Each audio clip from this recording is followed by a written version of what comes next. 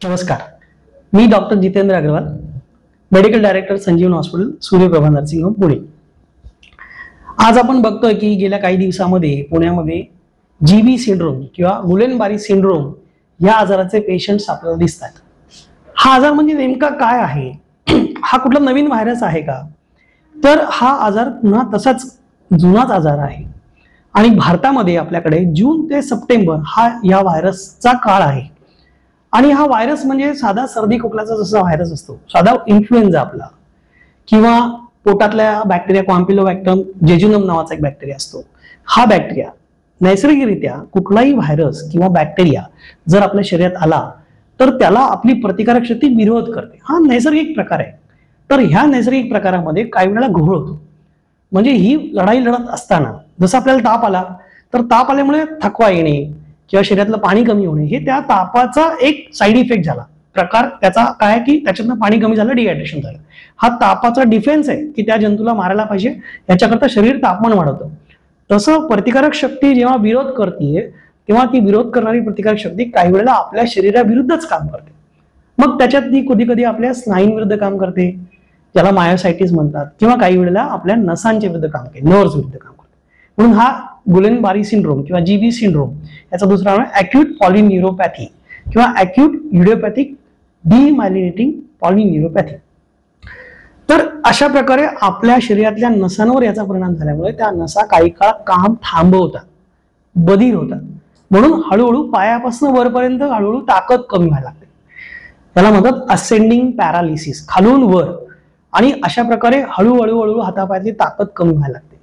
त्याच्यात वेगवेगळ्या प्रकारचे म्युटेशन्स झाल्यामुळे, वेगवेगळ्या प्रकारची व्हायरस चेंजेस झाल्यामुळे काही बदल दिसतात। म्हणजे काही लोकांना फक्त चेहराच अफेक्ट झाला, एक हात एक पायाचा अफेक्ट झाला, पूर्णपणे असं त्याचे व्हेरियंट्स म्हणतात, त्याला म्हणतात जीबी व्हेरियंट्स। तर घाबरण्यासारखं आहे का काही? काळजी घेण्याची खूपच गरज आहे। ज्या लोकांना HIV सारखे आजार आहे, ज्या लोकांना डायबिटीस सारखे आजार आहे, ज्या लोकांचा ज्याला म्हणतो प्रतिकारक शक्ती कमी आहे, कुठल्याही कारणास्तव इम्युनो कॉम्प्रोमाइज स्टेटस आहे, अशा लोकांना अशा गोष्टीची रिस्क जास्त आहे। त्याचबरोबर लहान मुलं, संभवतः हा आजार हा तरुण मुलांमध्ये, ॲडोलसन्स आणि एल्डर एज या लोकांमध्ये दिसतो। पण आता आपण लहान मुलांमध्ये हा बघतोय, कारण आपल्या सगळ्यांची इम्युनिटी मी मागे म्हटल्याप्रमाणे कोविडमुळे स्टेकवर लागली आहे। त्याचा परिणाम म्हणून अशा प्रकारचे व्हायरसेस लोक वरती काढतात आणि आपल्या शरीराला प्रतिकारक शक्तीला उगाच झुंबाझुंबी ज्याला म्हणू तसा प्रकार घडत आहे।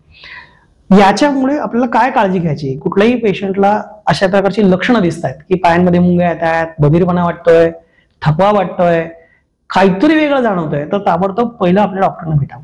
सुरुवात याची अप्पर रेस्पिरेटरी सेन्सेशन सिम्पटम्स म्हणजे सर्दी होणे, शिंका येणे, डोकं दुखणे, नाक ब्लॉक होणे, जड वाटणे, घसा दुखणे, जळजळ होणे, अशा प्रकारची लक्षणे या लोकांना दिसतात। मग ह्या लोकांनी सर्वात प्रथम आपल्या जवळच्या डॉक्टरांना भेटून त्या पद्धतीने औषधं घेणे।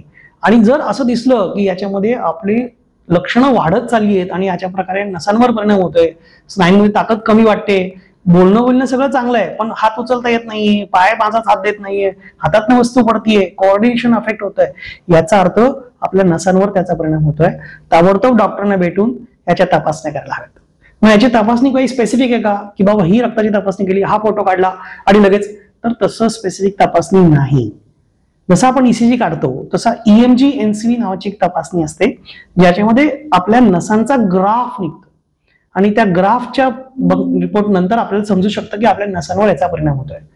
दुसरं पाठीतलं पाणी काढून त्याच्यावरून हे कळू शकतं। पण प्रथम दर्शनी आपल्याला काय काळजी घ्यायची? जुलाब उलट्या झाल्या, सर्दी खोकला झाला तर ताबडतोब त्याच्यावर ट्रीटमेंट घ्यायची। अनावश्यक कुठल्याही प्रकारचे अँटीबायोटिक्स घ्यायचे नाहीयेत। जवळच्या डॉक्टरांना ताबडतोब भेटायचं। सगळ्यात पहिलं स्वतःचं मन खणखर ठेवणे ही सगळ्यात महत्वाची गोष्ट आहे। योग्य काळजी घेतली तर आपण यातनं व्यवस्थितरित्या बाहेर पडतो। बरं, याला इलाज नाहीये का? तर ह्याला इलाज आहे। दोन प्रकारचे इलाज आहेत। एक तर याच्यासाठी इम्युनोग्लोब्युलिन्स म्हणजे जी प्रतिकारक शक्ती आपल्या शरीरात आपली रक्षण करत असते ती प्रतिकारक शक्ती बाहेर न देणे इम्युनोग्लोब्युलिनच्या स्वरूपात, ती 5 दिवस कोर्स केला की त्याच्यातनं रिकव्हरी छान दिसते। दुसरा प्रकार आहे ज्यांना इम्युनोग्लोब्युलिन देणं शक्य नाही त्या लोकांना डायलिसिस सारखं प्लाझ्मा फेरेसिस करणे, म्हणजे थोडक्यात रक्त बदलून शुद्ध करून घेणे। हे दोन प्रकार केल्यानंतर या प्रकारचे पेशंट 95% पूर्णपणे बरे होतात। याच्यामध्ये कुठलीही काळजी करायचं कारण नाही। त्यामुळे घाबरून जाण्याची काही आवश्यकता नाही। प्रिकॉशन्स घेणे महत्वाचं आहे. मी पुन्हा एकदा सांगतो, कोविडच्या काळामध्ये जे आपण शिकलो ते आपण पुन्हा पुढचे पाठ मागचे सपाट केलेले आहे. आपण स्वच्छता अजूनही राखत नाही आहोत. आपण त्या दृष्टीने कुठल्याही प्रकारची काळजी घेत नाही आहोत. तर स्वतःची, घराची, घराच्या आसपासची, सार्वजनिक ठिकाणची स्वच्छता ठेवणं फार गरजेचं आहे. स्वतः पण बाळगा आणि दुसऱ्यांना पण स्वच्छता ठेवायला प्रवृत्त करा. आपण पाहतोय की पुण्यातल्या काही भागामध्ये या केसेस जास्त प्रमाणात दिसत आहेत. भलेही तो आकडा 24-22 जरी असला तरी तो खूप सिग्निफिकंट आहे. त्यामुळे कोथरूड भागामध्ये, सिंहगड परिसरामध्ये अशा प्रकारच्या केसेस दिसत आहेत. का दिसत असाव्यात अशा? तर तिथल्या भागामध्ये वातावरणात झालेला बदल हा जास्त स्पष्टपणे दिसत आहे. म्हणून तिथे जास्त प्रकारची स्वच्छता ठेवणे आणि अशा प्रकारचे प्रिकॉशन्स घेणे, अपर रेस्पिरेटरी म्हणजे मास्क वापरा, सर्दी होऊ देऊ नका, ॲलर्जी पासून स्वतःला दूर ठेवा, जर जुलाब होत असतील तर ताबडतोब उपचार करा. त्याच्यासाठी विनाकारण अँटीबायोटिक घेऊ नका. अँटीबायोटिक घेतल्याने आणखीन प्रतिकारक शक्तीवर ताण पडतो. त्यामुळे विनाकारण अनइंडिकेटेड गोष्टी करू नका.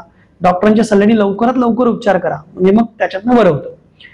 दुसरी गोष्ट की ह्या लोकांना खरंच भीतीदायक चित्र आहे का? तर भीतीदायक चित्र नाही. जसं मागाशी मी म्हणालो की 95% लोक यातनं पूर्णपणे बरे होतात. हा स्पोरॅडिक, बऱ्याच ठिकाणी हा वरच्यावर अशा प्रकारचे केसेस एरवी सुद्धा येत राहतात. आत्ता ते अचानक जास्त प्रमाणात दिसत आहेत, म्हणून आपल्याला सगळ्यांना अलर्ट होणं गरजेचं आहे. पण घाबरून जाण्यासारखं काही नाही. सर्वात महत्वाचं काय तर हा संसर्गजन्य रोग नाही. म्हणजे एखाद्याला सर्दी झाली, कोविडमध्ये सर्दी झाली, चला याला आयसोलेट करा, तशी परिस्थिती नाही. प्रत्येकाची प्रतिकारक शक्ती वेगळी असते, ती चांगली असते. त्यामुळे प्रत्येकाला अशा प्रकारचा जीवी सिंड्रोम होईल असं नाही. तेव्हा काळजी घेणे, प्रिकॉशन्स घेणे, योग्य वेळी योग्य सल्ला घेऊन योग्य उपचार करून घेणे हीच याच्या मागची बेसिकली उपसूत्री आहे. लहान मुलांसाठी, जे आता लहान मुलं आहेत ती बोलू शकत नाहीत, लहान मुलं प्रत्येक गोष्ट सांगू शकत नाहीत, पण त्यांचे आई बाबा म्हणून जे पालक आहेत, हे पालक नक्कीच काळजी घेऊ शकतात. म्हणजे बाळामध्ये काही बदल दिसत आहेत का? त्या बाळाच्या वागण्यात काही फरक दिसतोय का? छोटा अगदी बाळ आहे तर वारंवार रडतंय का? किंवा त्याच्या रडण्याचा सूर बदललाय का? किंवा त्याच्या पोटात दुखतोय का? हातपाय हलवण्याची हालचाल कमी झालीये का? किंवा तो कमी खातोय का? किंवा जी मुलं 3-4 ह्या वयात आहेत तर बागडतायत का? खेळतायत का? उड्या मारतायत का? ती साधारण चळवळी असतात. मग त्यांची चळवळ कमी झाली आहे का? हालचाल कमी झाली आहे का? ॲग्रेसिव्हनेस त्यांचा कमी झालाय का? हे लक्षण आईबाबांनी बघणं गरजेचं आहे. आणि तसं असेल तर आपल्या लहान मुलांच्या डॉक्टरांना इमिजिएटली दाखवून त्यानुसार उपचार करणं गरजेचं आहे. या दृष्टीनं आपण ही जनरेशन याच्यातनं पूर्णपणे वाचवू शकतो. हा आजार त्यांच्यापर्यंत पोहोचू देऊ नये याच्यासाठी काळजी घेऊ शकतो. यासाठी संजीवन हॉस्पिटल जे आता दिसत आहे, आमच्याकडे यासाठी व्हेंटिलेटर्स आहेत. या प्रकारे ट्रीटमेंट देण्यासाठी डायलिसिस युनिट पूर्णपणे रेडी आहे. प्लाझ्मा पॅरेसिससाठी प्लाझ्मा आपण जो ब्लड बँकेमध्ये अवेलेबल करून घेतो, तर पूर्ण याच्यासाठी एक्सपिरियन्स टीम, आमचे नेफ्रोलॉजिस्ट, त्याचबरोबर आपले जे इंटेन्सिव्हिस्ट आहेत, डॉक्टर भूषण किनोळकर असतील किंवा डॉक्टर दीक्षित असतील आणि त्यांची पूर्ण टीम याच्यामध्ये एक्सपर्ट आहे. आणि यापूर्वी आपण या इथं जीबी सिंड्रोमचे पेशंट्स ट्रीट केलेले आहेत आणि सर्व पेशंट्स गुण्यागोविंदाने आज जगत आहेत. नमस्कार, मी डॉक्टर भूषण किनोळकर. मी संजीवन हॉस्पिटल एरंडवनेमध्ये as a IC specialist intensivist म्हणून कार्यरत आहे. सध्या पुण्यामध्ये सगळीकडे गुलेन-बारे सिंड्रोम नावाच्या आजाराची फार चर्चा होते आहे.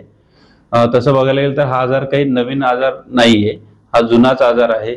दरवर्षी याचे काही रुग्ण आमच्या हॉस्पिटलमध्ये ऍडमिट होतात, परंतु दरवर्षीपेक्षा यावर्षी वेगळी गोष्ट म्हणजे हा पर्टिक्युलरली सिंहगड रोडच्या काही धायरी, नरे परिसरामध्येच ह्या आजाराचे जास्त रुग्ण दिसून आलेत. आणि जवळपासच्या काही दिनाथ मंगेशकर, पुणे हॉस्पिटल, तसेच आमच्याकडे काही सस्पेक्टेड रुग्ण आले होते, पण तेव्हा याची एवढी चर्चा नव्हती, त्यामुळे त्याच्यावरती डिटेल काही झालेलं नाहीये. परंतु आताचं जे परिस्थिती आहे की जवळपास 26 ते 28 रुग्ण यापासून बाधित आहे. आणि या सगळ्यांचं कॉमन कारण सध्या तरी एक सापडलेलं नाही, परंतु कॅम्पालोबॅक्टर जेजुनी नावाचा जो बॅक्टेरिया आहे की जो आतड्याचा डायरिया सारखे आजार करतो पेशंट्सला, तर हा सगळ्या काही रुग्णांच्या टेस्टिंगमध्ये आढळून आलेला आहे. आणि तसं बघायला गेलं तर हा प्रत्येक डायरियाच्या पेशंटला गुलेन-बारे सिंड्रोम होतो किंवा कॅम्पालोबॅक्टर जेजुनी होतो अशातला भाग नाहीये. फारच थोड्या म्हणजे 0.2 to 2 per million per year असा एवढा त्याचा इन्सिडन्स आहे. परंतु हा क्लस्टरमध्ये सापडल्यामुळे याबाबत सगळ्या नागरिकांमध्ये चिंता निर्माण झालेली आणि ती साहजिक आहे. त्यातल्या त्यात काही लहान मुलांमध्ये याचे प्रमाण जास्त आढळून आल्यामुळे पालकही चिंतित आहे. परंतु ऍज अ इंटेन्सिव्हिस्ट म्हणून मी सर्व नागरिकांना व पालकांना सांगू इच्छितो की याच्यामध्ये घाबरून जाण्याची मुळीच गरज नाहीये, कारण हा आजार चांगल्या पद्धतीने बरा करण्याच्या सर्व सुविधा संजीवन हॉस्पिटल रुग्णालयामध्ये पण उपलब्ध आहे. बेसिकली ऍज अ इंटेन्सिव्हिस्ट मला सांगायची इच्छा आहे की 100 पैकी 5 ते 6% रुग्णांमध्येच हा पूर्ण सिव्हिअर स्वरूपामध्ये गुलेन-बारे सिंड्रोम होतो. म्हणजे 100 गुलेन-बारेचे पेशंट जर आले त्याचे 4 ते 5 लोकांनाच आयसीयू मध्ये आणावं लागते. सुरुवातीच्या हातापायाला मुंग्या येणे, हळूहळू हातापायातली शक्ती कमी होणे, ती वर जात श्वसनापर्यंत गेल्यानंतर पेशंटला आयसीयू मध्ये यावं लागते. आयसीयू मध्ये आल्यानंतर आम्ही बेसिकली पेशंटचा श्वास, हृदयाचे ठोके, ब्लड प्रेशर, जे व्हायटल्स आपण म्हणतो ते कशा पद्धतीने योग्य रीतीने मेंटेन करता येतील याची काळजी घेतो. पेशंटला जर श्वासाला तीव्र त्रास होत असेल आणि ऑक्सिजनवरती मेंटेन होत नसेल तर आम्हाला पेशंटला व्हेंटिलेटरवरती घ्यावं लागते. परंतु व्हेंटिलेटरवरती घेतल्यानंतर हा रुग्ण चांगल्या पद्धतीने 5 ते 10 दिवसामध्ये पूर्णपणे बरं होण्याची शक्यता पण असते. त्यासाठी व्हेंटिलेटर सोबतच IV इम्युनोग्लोब्युलिन आणि प्लाझ्माफेरेसिस ह्या 2 प्रकारच्या उपचार पद्धती जगभरामध्ये जशा उपलब्ध आहेत तशाच आमच्या रुग्णालयात पण उपलब्ध आहेत. याच्यापैकी कुठली पद्धत वापरायची हा त्यावेळेसच्या पेशंटची स्थिती आणि इतर डॉक्टरांच्या डिस्कशन नंतर आम्ही ती ठरवतो. परंतु दोघे पद्धतीचे रिझल्ट जे आहे ते जवळपास सारखेच आहे. रुग्ण कोणत्या स्टेजमध्ये दवाखान्यामध्ये दाखल होतो त्यावरती ते अवलंबून असते. तर प्लाझ्माफेरेसिस आणि IV इम्युनोग्लोब्युलिन यापैकी कोणतीही पद्धत आणि व्हेंटिलेटर आणि सर्वात महत्त्वाचं म्हणजे चांगल्या प्रकारची आयसीयूची केअर, कारण हा रुग्ण पूर्ण पॅरालिसिस झालेला असतो, त्याचे हातपाय हलत नाही, त्याला स्वतःहून श्वास घेता येत नाही. त्यामुळे जे लागणारे 5 ते 10 दिवस 15 दिवस आयसीयू मध्ये असतात त्यामध्ये जर योग्य प्रकारची काळजी घेतल्या गेली तर मी म्हणेल की 95% पेक्षा जास्त रुग्ण पूर्णपणे बरे होऊ शकतील इथपर्यंत सर्व सुविधा सध्या उपलब्ध आहेत. त्यामुळे कोणी याच्याबद्दल फारशी भीती वाटून घेऊ नये. परंतु महत्वाची गोष्ट म्हणजे असे कुठलेही इन्फेक्शन, डायरिया झाल्यानंतर त्वरित जवळच्या डॉक्टरांशी संपर्क साधावा किंवा संजीवन हॉस्पिटलमध्ये संपर्क साधावा, योग्य ते उपचार करावे, हायड्रेशन मेंटेन करावे आणि पुढील 2 ते 3 आठवडे की ज्याच्यामध्ये 0.2 to 2% लोकांमध्ये शक्यता असते की हा आजार डेव्हलप होऊ शकतो, तर तशी कुठली लक्षणं झाल्यास त्वरित जवळच्या डॉक्टरांशी किंवा संजीवन हॉस्पिटल डॉक्टरांशी संपर्क साधून त्याबद्दल योग्य त्या तपासण्या करून घ्याव्यात, जेणेकरून आजार जर लवकर लक्षात आला तर ऑब्झर्वेशन खाली आम्ही पेशंटला हॉस्पिटलमध्ये ऍडमिट ठेवतो आणि मग त्यानंतरचे लागणारे पूर्ण ट्रीटमेंट आम्हाला करता येऊ शकते. मोशी न्यूज नेटवर्कसाठी मोहित शिंदे, पुणे.